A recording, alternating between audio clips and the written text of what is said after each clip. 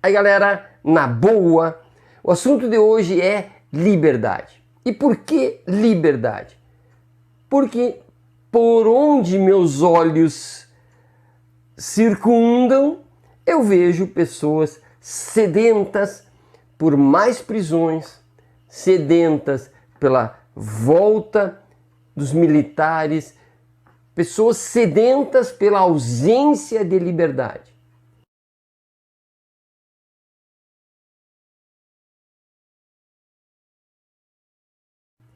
Não muitas, é importante que se diga, mas sempre eu encontro representantes do medo da liberdade por aí. Percebe? A liberdade como algo que deve ser evitado. Como eu gosto muito da filosofia, para adentrar a esse tema, vou imaginar filosoficamente, abstratamente, a liberdade. Vamos imaginar, portanto, a liberdade plena, pura e absoluta. Vamos imaginar que eu sou criador de mim mesmo, porque eu sou absolutamente livre para fazer escolhas.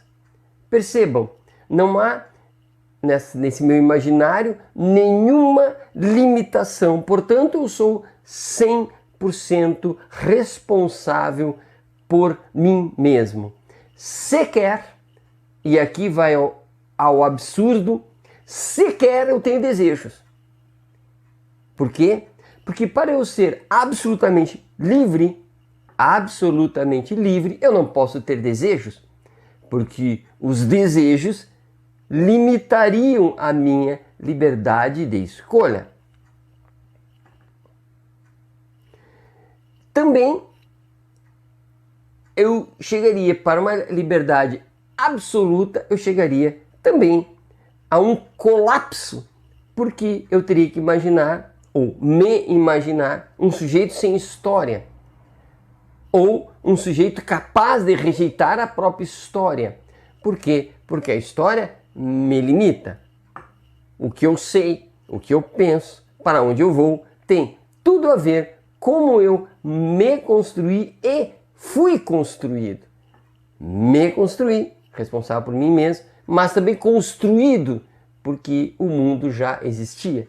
Percebem? A liberdade pura, plena e absoluta, ela não pode existir sob o ponto de vista de destruição da pessoa livre.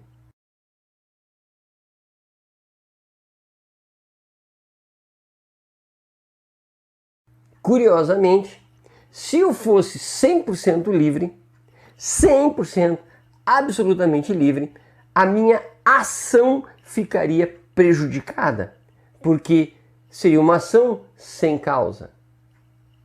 Percebemos que o que eu acabei de falar só serve mesmo para a nossa conversa, para esquentar os neurônios, porque na prática, evidentemente, que isso não existe. Mas também podemos, portanto, imaginar o oposto.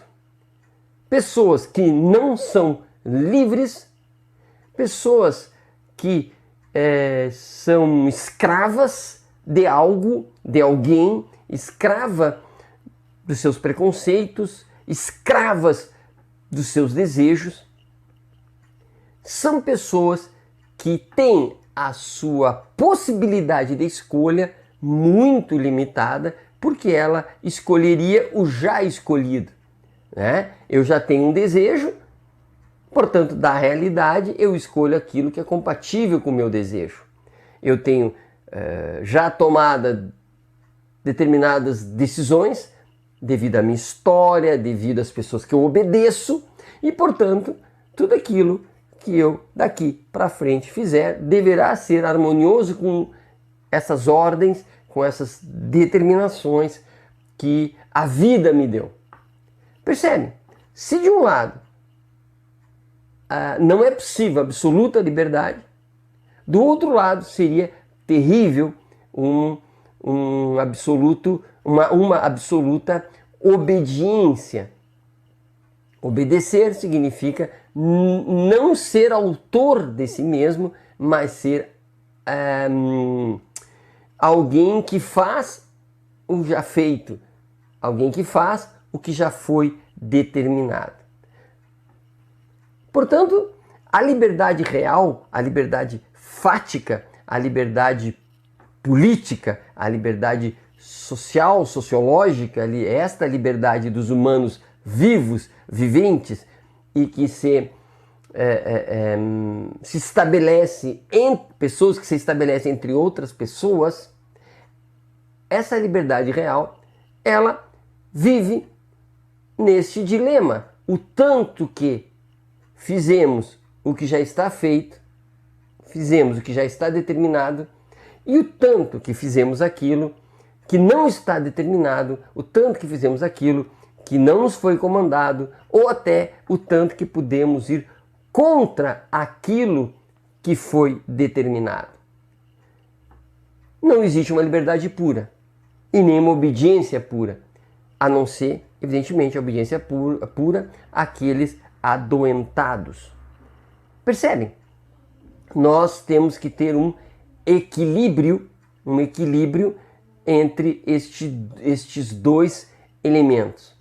As pessoas que pedem a volta do regime militar, as pessoas que pedem cadeias, as pessoas que pedem a opressão, são pessoas, entendo eu, que estão com um problema neste equilíbrio, né? Elas têm, de certa forma, uma paixão pelo já feito, uma paixão pela ordem, né? Uma pré-ordem que elas já conhecem, portanto, têm um medo do novo, né? E por outro lado, estão apavoradas com a possibilidade de escolha. Porque se eu sou livre, eu escolho. E se eu escolho, o dolo ou a culpa é de quem escolhe. Percebem? Isso pode dar um medo danado.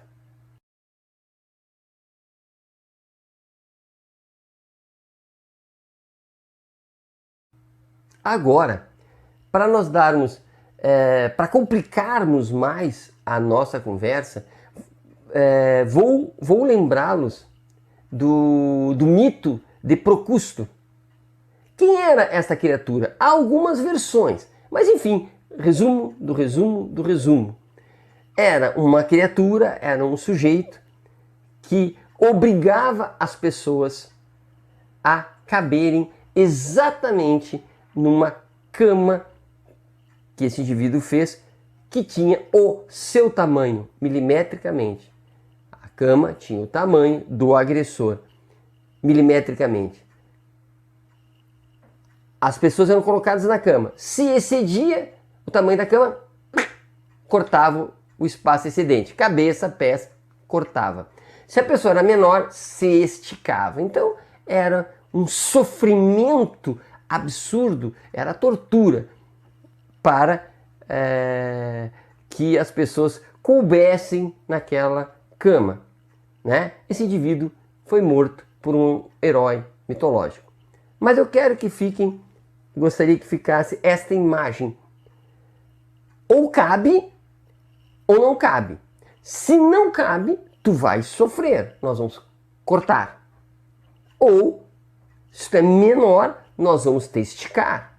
A ideia da dor. Tu vai ser dilapidada, né? A pessoa vai ser dilapidada, trucidada, cortada ou esticada.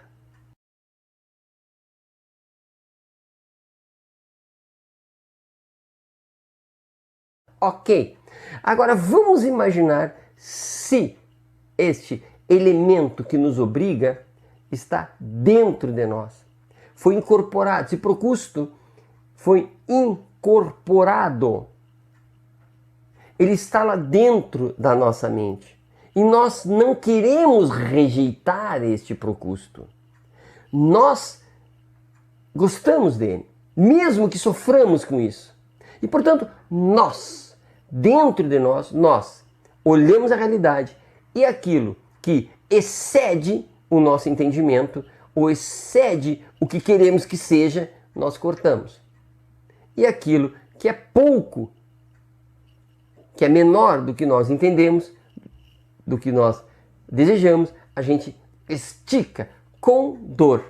Pode ser dor para nós mesmos, e aí não importa, ou dor para o outro. Por exemplo, eu posso brigar com alguém da minha família que eu amo muito, e essa pessoa não vem mais na minha casa, meu filho, meu tio, meu irmão, minha prima, mesmo que isso me cause dor, mas o meu procusto precisa cortar. Esse procusto convive conosco e nós o mantemos dentro de nós. Mas quem o colocou lá dentro? Para quem sofre e ao mesmo tempo deseja manter esse procusto, essa pergunta não faz sentido. Porque essa pessoa não quer se perguntar por essa limitação. A pessoa que tem esse mundo focado e gosta dessa lente, não se pergunta para a própria lente. Percebe? Deixa o meu procusto aí. Eu não quero me perguntar por que eu vejo assim. E me dá muita raiva, diz essa pessoa, de quem questiona o meu procusto. Porque questionar o procusto é maior do que o próprio limite que ele me impõe, então eu corto. Portanto, eu quero cadeia, eu quero afastamento, eu quero ato institucional número 5. Eu quero. E eu não posso me questionar, porque eu não posso questionar essa criatura que eu já não sei se sou eu ou se vive em mim. A liberdade não cabe. Portanto, quem pôs dentro de mim? É provável que Freud explique. É provável que a cultura explique. É provável que os grupos sociais que essa pessoa viveu, conviveu, explique. Talvez a formação intelectual dessa pessoa, ou a ausência de uma formação intelectual acadêmica, talvez traumas, talvez doenças mentais, eu não sei. É claro que existem motivos, né, fáticos dessa pessoa ser assim. Entretanto, ela não se questionará, porque ficará fora da cama, do seu quadradinho. Percebe a absurda dor da pessoa que se automutila?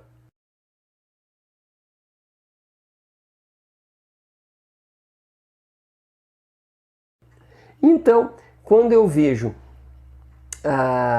as pessoas na rua fazendo passeatas, né, a favor que o exército assuma, como nós vemos um presidente que pede que a liberdade seja afastada, né?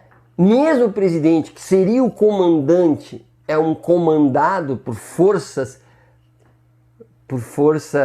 das elites. Então, nem ele também tem o seu procusto, né? Ele não é um sujeito livre impedindo a liberdade dos outros, ele é um sujeito com o seu próprio procusto, que se une a outros que pensam similar. Ele também não é um sujeito livre.